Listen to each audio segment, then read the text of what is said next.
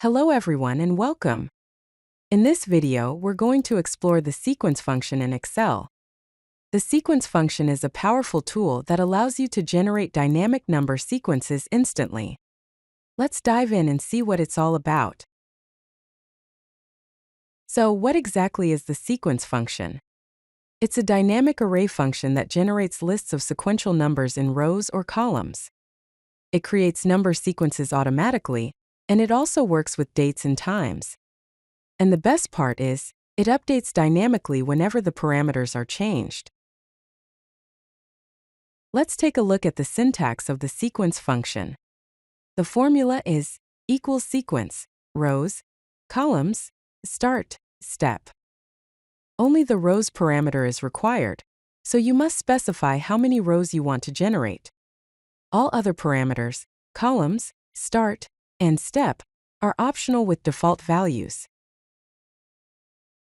Now let's break down each of the parameters. The rows parameter specifies the number of rows to generate, and it's the only required parameter. The columns parameter specifies the number of columns to create. If you don't specify it, the default value is 1. The start parameter determines the starting number for the sequence. If you leave it out, it defaults to 1. Finally, the step parameter determines the increment between the numbers in the sequence, and it also defaults to 1 if you don't specify it. Let's see some basic examples of how the sequence function works. If you enter equals sequence 5, it will generate a sequence of numbers from 1 to 5 in a single column. If you enter equals sequence 3, it will generate a 3 by 3 grid with numbers 1 through 9. Here are some advanced examples.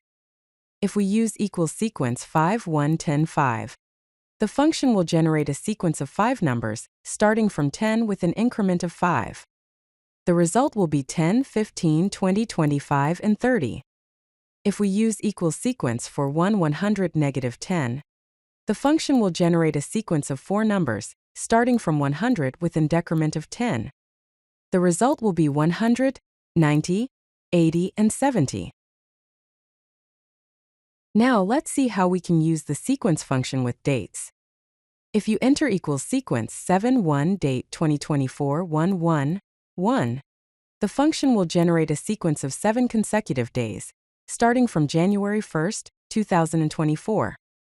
If you use equals sequence 12, date 2024 1, 1, 30, the function will generate monthly intervals, starting from January 1st, 2024. Here are some practical applications of the sequence function. You can use it for calendar creation to generate date ranges for calendars and schedules. It can be used for data modeling to create test data and sample datasets. It can also be used to generate number lists, such as invoice numbers, ID sequences, and rankings. And it can be used for generating time series for different time intervals and timestamps. If you like this video, hit that like button and don't forget to subscribe. Visit codelucky.com for more such useful content.